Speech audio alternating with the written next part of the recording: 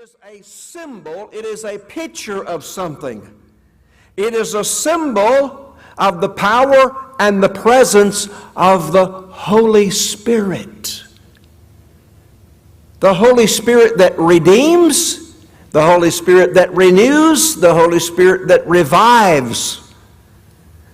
Without the Spirit of God, we can do nothing. We must have the power and the presence of the Holy Spirit. That's why the Bible tells us in the book of Ephesians, be filled with the Holy Spirit. Because we must be filled with the Spirit to be effective. Now listen, let's follow this line of logic and this line of thought and reasoning. From death to life, to the salt of the earth, meeting opposition, presenting the water to a thirsty world. But how do we do all of that without the power and the presence of the Holy Spirit? I want you to come with me, and these are the first 7 verses we're going to deal with tonight for just a few moments, and I want you to look at 3 things.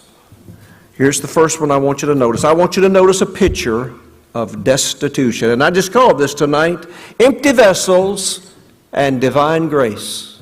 Empty vessels and divine grace. You see, the Holy Spirit of God comes in His presence and in His power to give us divine grace, which is oil for the machinery.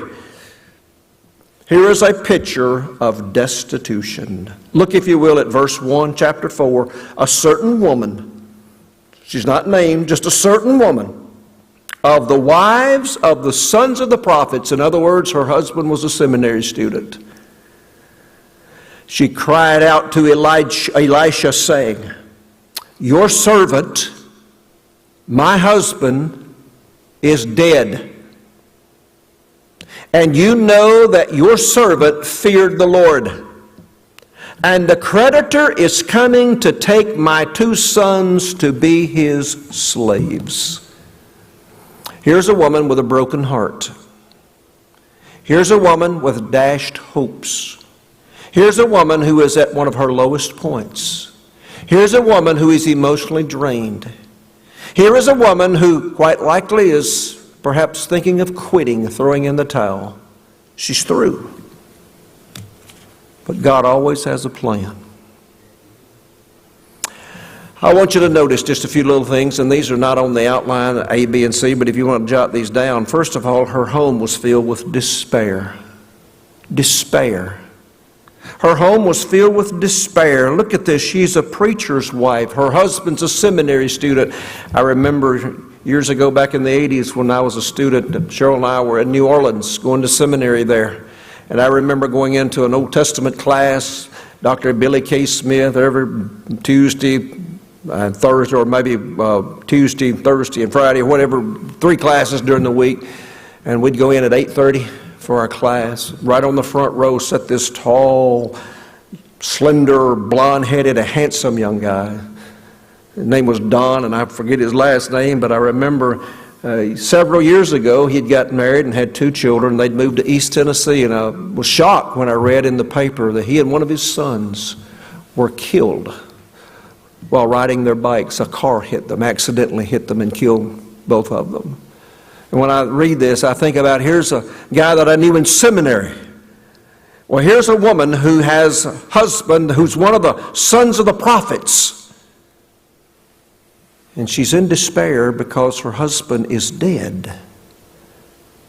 But I want you to notice that word cried. She cried out to Elisha. That word literally means to shriek with grief.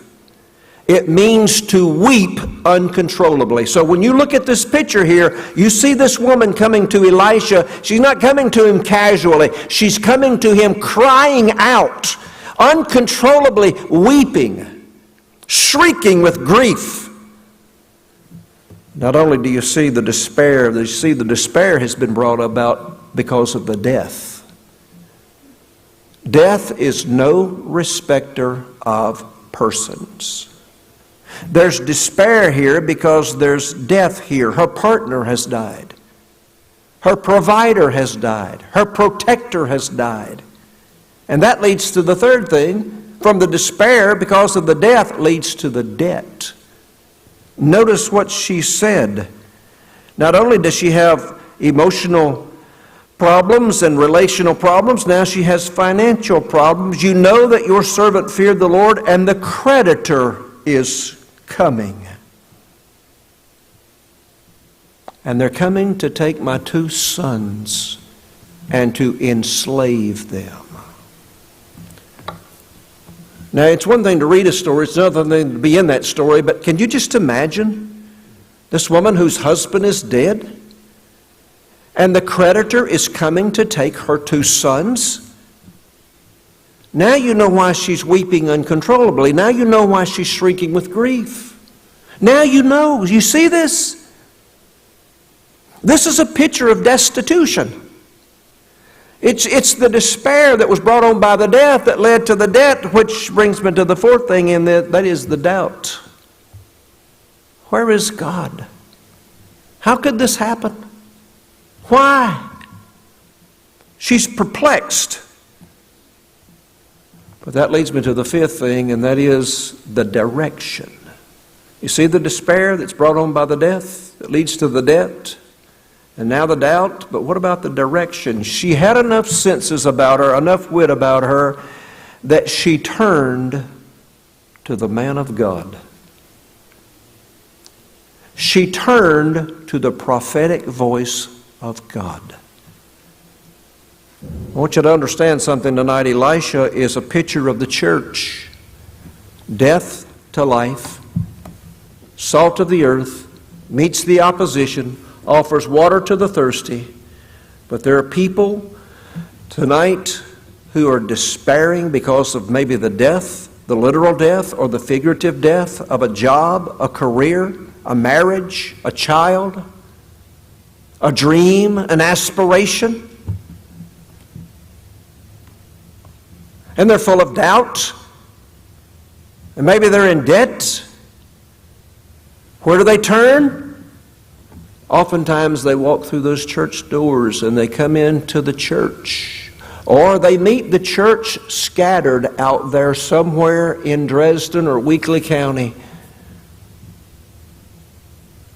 And this is the burden that they're carrying. And we are to be the prophetic voice of God in our homes, at our work. You see, our problems are actually God's opportunities. We have the message of hope for an hour of darkness. That's the whole title of this.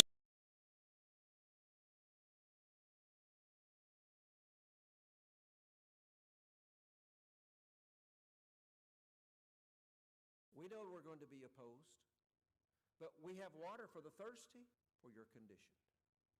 That's the picture of destitution. Now let me come to the second thing, because not only do I want you to see the picture of destitution, number 2, I want you to notice the lesson on faith. The lesson on faith. Now watch this. Look at verse 2. So Elisha said to her, "What shall I do? Tell me, what do you have in the house?" Let's just start where you are. Let's start with where you are and what you have.